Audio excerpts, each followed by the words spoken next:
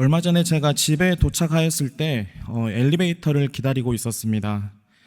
엘리베이터가 1층에 도착하자 안에 있는 사람이 내렸는데 40대 중년의 남성분이셨습니다. 내리면서 저에게 안녕하세요라고 인사를 하시면서 내리시는 거였습니다.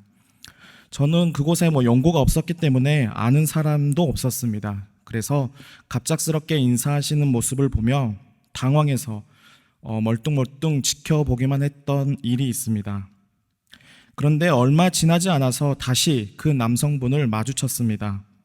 같은 층에 살고 계신 분이었습니다. 그래서 그때서야 저도 같이 인사를 하며 나눴던 기억이 있습니다. 시간이 지나면서 사회가 점점 삭막해져 간다고 사람들은 이야기를 합니다. 예전 같았으면 이사를 하면 떡을 돌리게 되고 최소한 옆집에 누가 사는지는 서로 알고 지냈던 사회였습니다. 그런데 여러 가지 어려움으로 인하여 이제는 오히려 인사를 가는 것이 피해가 되는 시대 가운데 살아가고 있습니다. 그런데 이러한 사회 가운데서도 여전히 이웃을 생각하고 따뜻한 인사를 나누는 사람들은 있습니다. 사회가 어떻든 간에 사람이 사는 사회를 만들어가는 사람들입니다. 어쩌면 우리가 그리스도인으로 살아가는 모습이 이러한 모습이어야 되지 않을까라는 생각을 하게 됩니다. 단순히 나 자신만 잘 살고 나 자신만 은혜를 누리는 삶을 살아가는 것이 아닌 이웃과 함께 잘 살아가는 모습이 바로 그리스도인의 모습이라는 것입니다. 그래서 오늘 본문 24절에서 25절도 이렇게 이야기를 하고 있습니다. 흩어 구제하여도 더욱 부하게 되는 일이 있나니 과도히 아껴도 가난하게 될 뿐이니라. 구제를 좋아하는 자는 풍족하여질 것이요 남을 윤택하게 하는 자는 자기도 윤택하여지리라. 후하게 베풀어도 더 부하게 되는 일이 있습니다. 아무리 아껴도 더 가난해질 수 있습니다. 나누기를 좋아하는 사람은 풍족하게 될 것이고 더 나아가 남을 윤택하게 하는 자는 남과 더불어 자신도 윤택하게 할 수 있습니다. 이것이 바로 신앙 안에서의 나눔입니다.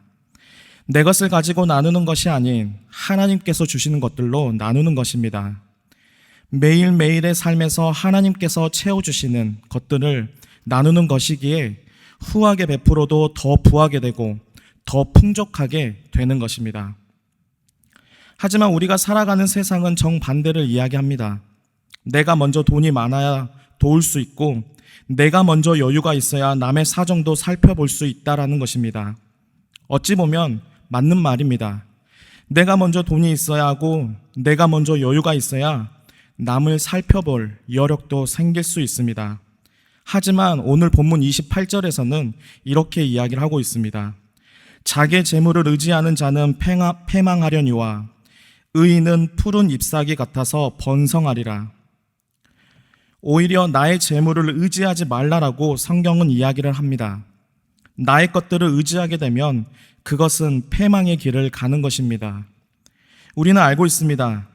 10,000원이 있을 때에 1,000원을 도와주지 못한다면 100만 원, 1,000만 원이 있을지라도 남을 도와주기란 쉽지 않습니다.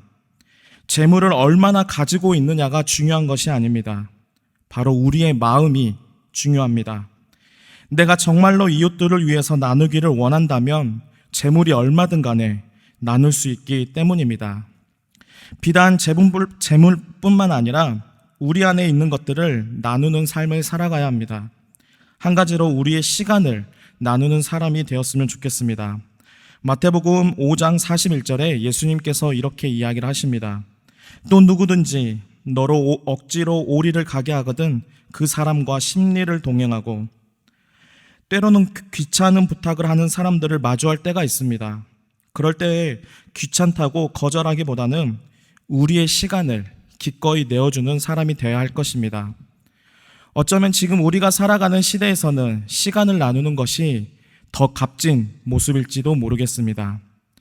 여전히 코로나로 인하여 사람을 만나기가 꺼려지는 시대 가운데 시간을 내어 나의 이웃들을 찾아가는 것이야말로 값진 재물보다 더 나은 모습이다라고 생각이 되어집니다.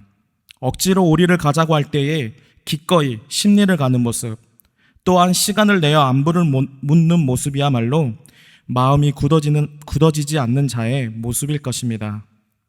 그리고 또 한 가지 우리의 마음을 나누는 사람이 되었으면 좋겠습니다. 로마서 12장 15절에 이렇게 이야기를 하고 있습니다. 즐거워하는 자들과 함께 즐거워하고 우는 자들과 함께 울라. 내일이 아니니까 모른 척 지내는 것이 아니라 나의 이웃의 즐거움에 같이 기뻐하고 내 이웃의 아픔에 같이 슬퍼하는 자가 되어야 할 것입니다. 그래서 사촌이 땅을 사면 배 아파하는 것이 아니라 기꺼이 기뻐할 수 있는 자가 되어야 합니다. 왜냐하면 이 세상은 혼자 살아갈 수 없기 때문입니다. TV 프로그램 중에 나 혼자 산다라는 프로그램이 있습니다.